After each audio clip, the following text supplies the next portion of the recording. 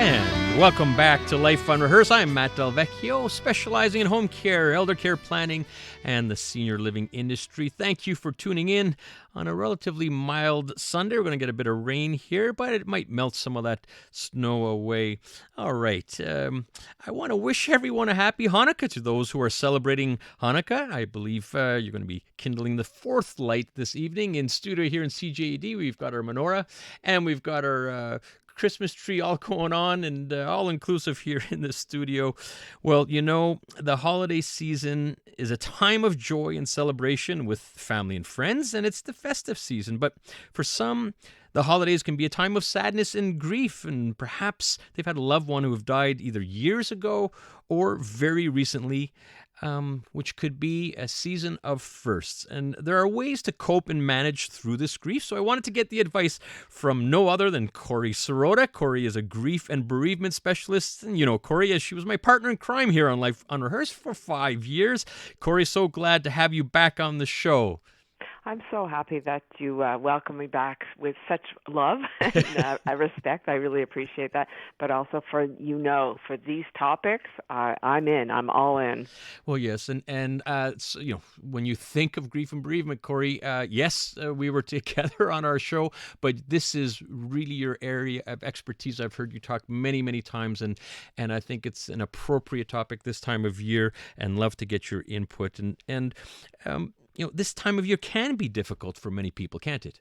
Oh, without a doubt. This is it. You even said happy holiday. Everyone's happy. Well, the fact is, for everybody, is it happy holidays?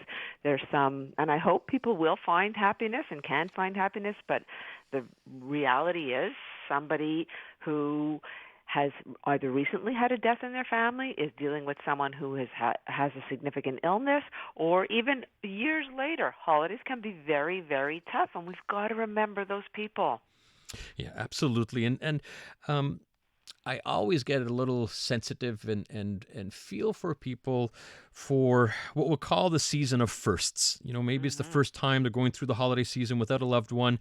I'd love to hear, Corrie, what you could recommend for people that are experiencing their firsts without a loved one. It could be a holiday season, a first birthday, a wedding anniversary. What do you suggest? So one of the things that I would always say to someone when it's a first is that it's going to look different, and expect it to look different. Don't expect it to look the same. And that doesn't only go for the person who is grieving, but also the people around who may not be as affected, but are sort of secondarily, if there's such a word, affected, in that they would like traditions to stay the same, but the person themselves, maybe you just don't have the bandwidth to create that holiday recipe, family dinner, whatever tradition. So one of the first suggestions I'd make is that you don't have to do everything as you always have. If you want to, by all means, go ahead. But don't do it because you want to and you feel like you can. But at the same time, to thy own self be true. Know what is too much or overwhelming. And guess what? You can do it next year. You can pick that tradition right back up. But maybe for this year, it's just about either skipping the holiday altogether or doing smaller, different, creating different traditions. Listening to Life Unrehearsed, Matt Del Vecchio here. That's the voice of Corrie Sirota. We're talking about how to deal with some challenging times, holiday blues. And Corrie, I like what you said, you know, about it's okay if you do things on your own terms. Everyone has their own coping mechanism. There's no right or wrong, as I've heard you so many times say. Right. And it's okay if you change it up a bit. It depends on how you feel and how you're comfortable in coping with the situation. Absolutely. So along the same lines, you do have the right to have fun and to go if you feel like you do want to go. And here's another tip. Create an escape plan. So go somewhere, but you don't know how you're going to feel when you get there. You don't know how long you feel like you're going to be able to last. So even if it means taking 2 cars or taking an Uber home, and let the people know that I'd love to come. I can't predict how I'm going to be, so please understand that. Don't take it personally, but know that you can have – I can't tell you how many clients I've dealt with that will say, I appreciate that suggestion because it gives them an out. And they need the out. And I know that people get insulted if you don't want to spend the holidays with them. Families do want to be together. It is a time, but recognize this is a really challenging, unwelcome change that happened in someone's life, and they've got to find the best way for them to navigate it, especially in the first year. Love the idea of an escape plan and to almost normalize it, like it's okay, Yeah, you yeah. know. Now, Corrie, you sent me something about a week ago, and I just love this. I want to talk a little bit more about it. It's called the Grievers Holiday Bill of Rights. It really is fascinating. So can you provide a couple of examples that will help holiday grievers? Sure. So one of them is to have the right to say "bah humbug" during the holidays. You don't always have to be jolly and upbeat. I know that people would love you to be happy, and I bet you would love to be happy, but recognize that this is a tough time, and you have to navigate what we call your new normal. I mentioned already you have the right to do things differently, so there's no law that says you must do things every year the same way. So maybe you can do 10 cards instead of 100 cards, or no cards at all this year.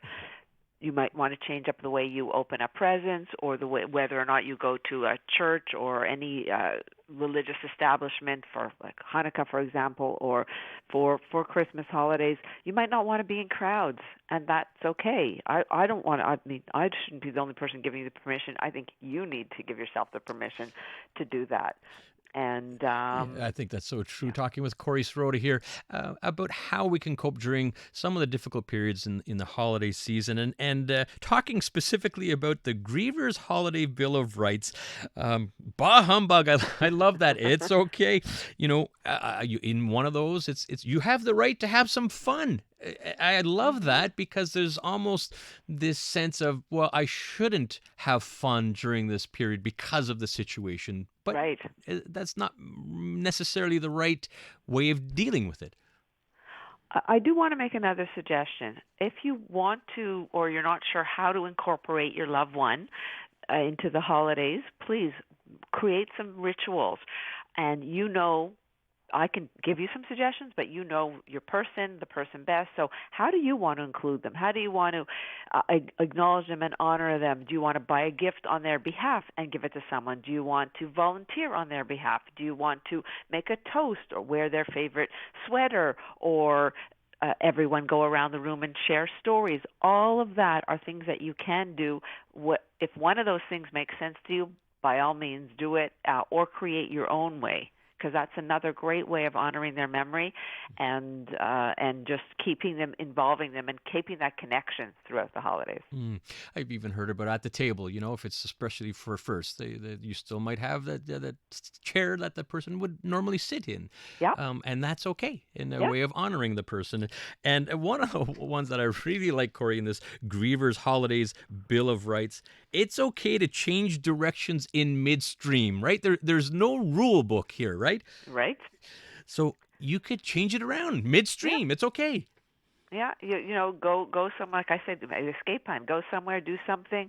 If it seems overwhelmed, sometimes I even suggest. Again, I won't tell someone what to do, but I will suggest staying away from malls and certain areas that are very, very crowded and very, very festive. It can be great, but it also can be very, very difficult. So you can go and do something, but it's okay to change your mind. Right now, life is pretty unpredictable. Mm-hmm. So feel like you own that, and if you can let people know that I can't guarantee how I'm going to be or how I'm going to feel, because you don't know. People are often very anxious about going somewhere, and I say, if you think you can go where you want to go, that's why the escape plan. Try it, but it's okay to feel like it's too overwhelming. Mm-hmm. Or, by the way, it's okay to say, I can't do it this year. And I know that's not always the popular response to the family members or friends, but they need to understand. I say to people sometimes, if you don't understand, consider yourself fortunate. Always great to hear from you, Corrie. Wonderful words of advice and very appropriate. So thank you for taking a little time here on a Sunday and helping us cope with some challenging times. My pleasure, Matt. Really appreciate you checking in with us. All right. That's Grief and Bereavement Specialist Corrie Sirota. You could look her up. Corrie, Corrie, Sirota, Sirota. And she is also the clinical director of Myra's Kids Foundation. All right. Coming up next, I want to respond to some of your past texts and questions that I've received on Life Unrehearsed, including what to do if you don't have a doctor. Over 800,000 Quebecers don't have a doctor. It's just craziness. We want your advice. What have you done? If you don't have a doctor, needed some medical help, please help out our listeners. You can call me 514-790-0800 or text me at 514-800. The texts are already coming in. 514-800. We need your help and advice.